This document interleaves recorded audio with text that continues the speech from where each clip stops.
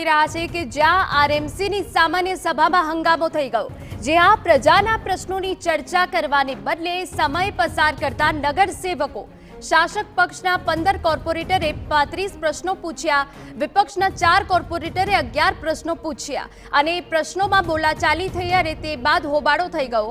આપને જણાવી દઈએ કે આરએમસીની સામાન્ય સભા મળી હતી કે જેમાં હંગામો થઈ ગયો। પ્રજાના પ્રશ્નો માટે આ મહત્વની હોય છે સભા કે જેમાં જ હંગામો થઈ ગયો। આપને જણાવી દઈએ કે પ્રશ્નોની ચર્ચા કરવાને બદલે સમય પસાર કરતા નગરસેવકો જોવા મળ્યા।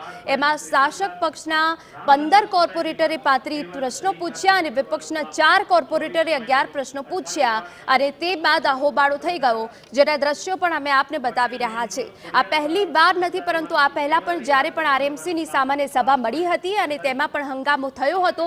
ફરી એક વખત જ્યારે પ્રજાના પ્રશ્નોની ચર્ચા કરવી જરૂરી બની જાય છે, તે જ સમયે નગરસેવકો સમય પસાર કરતા હોય છે અને આક્ષેપ પ્રતિ આક્ષેપમાં બોલાચાલી થાય છે અને તે બાદ સભા હંગામી બની જતી હોય છે, જેના દ્રશ્યો અમે આપને બતાવી રહ્યા છે। શાસક પક્ષના 15 કોર્પોરેટરે 35 પ્રશ્નો પૂછ્યા, તે બાદ વિપક્ષના 4 કોર્પોરેટરે 11 પ્રશ્નો પૂછ્યા અને તે બાદ સભા હંગામી બની ગઈ।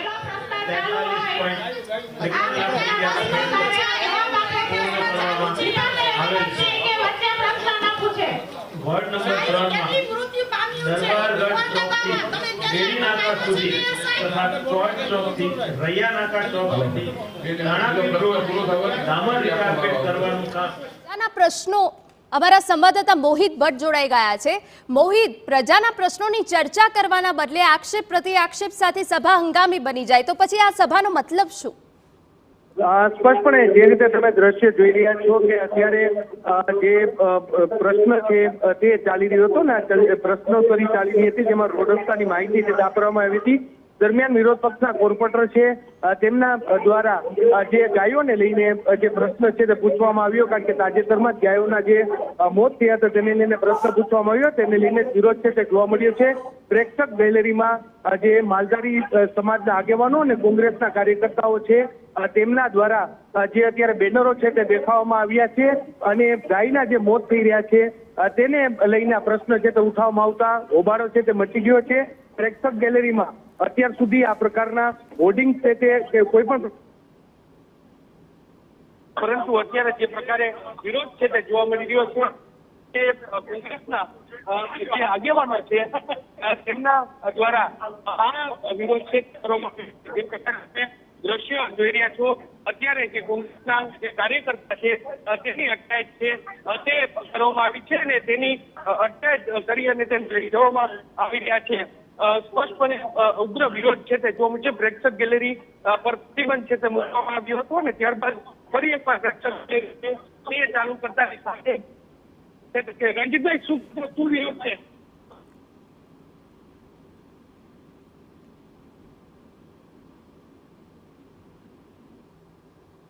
ગાય જ્યારે મરી રહી હોય ત્યારે પ્રશ્નો કેમ હલ થાય એ પ્રશ્નો જનરલ અત્યારે આપણે જોઈ રહ્યા છીએ।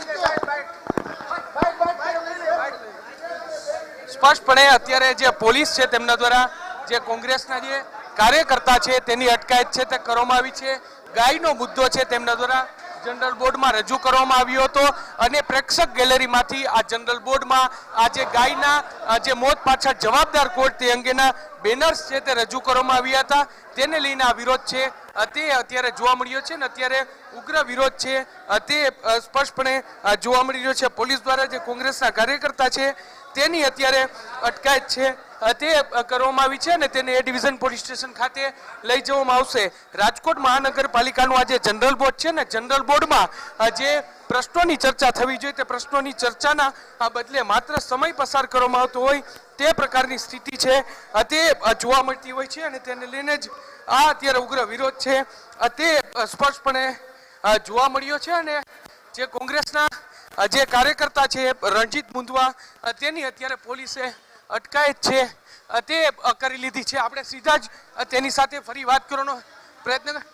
રણજીતભાઈ, પ્રેક્ષક કઈ રીતે વિરોધ કર્યો તમે જનરલ બોર્ડમાં કઈ રીતે વિરોધ? જનરલ બોર્ડની અંદર સ્કૂટરમાં બોલો શાંતિ રાખો યાર, શાંતિ રાખો બધા।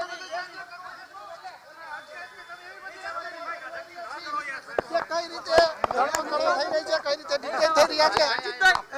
શું તમારી માંગ છે? અમારી માંગ એ છે કે રોજ 40-50 ગાયના મૃત્યુ થાય છે રાજકોટ મહાનગરપાલિકાના દોઢ ડબ્બાની અંદર. તો ગાયને સારી રીતે સાચવવી જોઈએ. નો છોડાવતા હોય તો એને પાંજરા પૂને તમે જે જીવદયાને સોંપી છે, આજે જીવદયા ટ્રસ્ટની અંદર રોજ 30-40 ગાયના મોત થાય છે. એ હત્યા ઘર છે કે જીવદયા ઘર છે જાણવા મળતું નથી.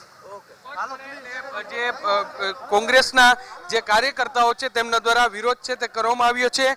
પ્રેક્ષક ગેલેરીમાં આ વિરોધ છે તે કરવામાં આવ્યો હતો અને હાલમાં તેની અટકાયત છે તે કરવામાં આવી છે. જે પ્રકારે તમે અત્યારે દ્રશ્ય જોઈ રહ્યા છો કે કોંગ્રેસના કાર્યકર્તા છે તેને સ્કૂટરમાં બેસાડી અને તેની અટકાયત છે તે કરવામાં આવી છે. તેને લઈ જવામાં આવ્યા છે. ચુસ્ત પોલીસ બંદોબસ્ત છે તે ગોઠવવામાં આવ્યો છે અને આજે રાજકોટ મહાનગરપાલિકાનું આજે જનરલ બોર્ડ હતું ત્યારે ભાજપ અને કોંગ્રેસ બંને શાસક અને વિપક્ષ બંનેના જે કોર્પોરેટર છે તેમના દ્વારા પ્રશ્નો છે તે રજૂ કરવામાં આવ્યા હતા. સૌથી પહેલો પ્રશ્ન શહેરમાં કઈ જગ્યાએ ડામરકામ થયા છે તે અંગેનો પ્રશ્ન હતો અને તેનો જવાબ આપે તે પહેલા જ વિપક્ષ છે તેમના દ્વારા ઉગ્ર વિરોધ છે તે કરવામાં આવ્યો છે. શહેરમાં જે ખાડાઓ પડ્યા છે તેને લઈને નક્કર આયોજન કરવામાં આવે તેવી વિપક્ષની માંગ હતી અને બીજી તરફ શાસક પક્ષના નેતાઓ કે હંમેશની જેમ જ્યારે પણ જનરલ બોર્ડ હોય છે ત્યારે પહેલો પ્રશ્ન છે તેને પ્રાધાન્ય આપી અને 1 કલાકનો સમય છે તે પસાર કરવામાં આવતો હોય છે. પ્રજાના પ્રશ્નોની ચર્ચા કરવાને બદલે માત્ર ટાઈમ પાસ પેટા પ્રશ્નો કરી અને કરવામાં આવતો હોય તે જ પ્રકારના દ્રશ્યો આજે જનરલ બોર્ડમાં જોવા મળ્યા. જો કે જે વોર્ડ નંબર 15ના જે મહિલા કોર્પોરેટર છે તેમના દ્વારા ગાયનો મુદ્દો ઉઠાવવામાં આવ્યો અને ત્યારબાદ કોંગ્રેસના જે માલધારી સેલના જે અગ્રણીઓ છે તેમના દ્વારા બેનર દર્શાવી અને આ જે પાંજરાપોળમાં ગાયોના મોત થઈ રહ્યા છે તેને લઈને શું કાર્યવાહી કરવામાં આવી તેની માંગ છે તે કરવામાં આવી, તેનો સવાલ છે તે કરવામાં આવ્યો અને તેને લઈને પોલીસ છે તેમના દ્વારા અત્યારે તેઓની અટકાયત છે તે કરવામાં આવી છે. પ્રેક્ષક ગેલેરીમાં અગાઉ જ્યારે પણ કોઈ વ્યક્તિ છે તે વિરોધ કરતા હતા, સૂત્રોચ્ચાર કરતા હતા, જેને લઈને પ્રેક્ષક ગેલેરી છે તેના પર પ્રતિબંધ મૂકી દેવામાં આવ્યો હતો. હવે ફરી એકવાર પ્રેક્ષક ગેલેરી ચાલુ થઈ અને ત્યારબાદ કોંગ્રેસે વિરોધ છે તે કર્યો છે. ત્યારે જોવાનું રહેશે કે સમગ્ર મામલે હવે શાસક પક્ષ છે તે શું જવાબ આપે છે. જી બિલકુલ મોહિત, આભાર. તો જે રીતે પ્રજાના પ્રશ્નોની ચર્ચા કરવાને બદલે આવી રીતે નગરસેવકો સમય પસાર કરી દેતા હોય છે, જ્યારે અલગ અલગ પ્રશ્નો પૂછવામાં આવે ત્યારે આક્ષેપ પ્રત્યાક્ષેપ થતા હોય છે, પરંતુ જે વારંવાર ગાયોના મોત થઈ રહ્યા છે તેને લઈને જ્યારે પ્રેક્ષક ગેલેરીમાંથી કોંગ્રેસના કાર્યકર દ્વારા અવાજ ઉઠાવવામાં આવ્યો, સવાલ પૂછવામાં આવ્યો અને તે બાદ આ સભા હંગામી બની ગઈ હતી. અને આપને દ્રશ્યો પણ અમારા સંવાદદાતાએ બતાવ્યા કે જ્યાં પ્રેક્ષક ગેલેરીમાંથી કોંગ્રેસના કાર્યકરની અટકાયત પણ કરવામાં આવી હતી. પ્રશ્નોત્તરી બદલે બંને પક્ષો વચ્ચે હંગામો થયો.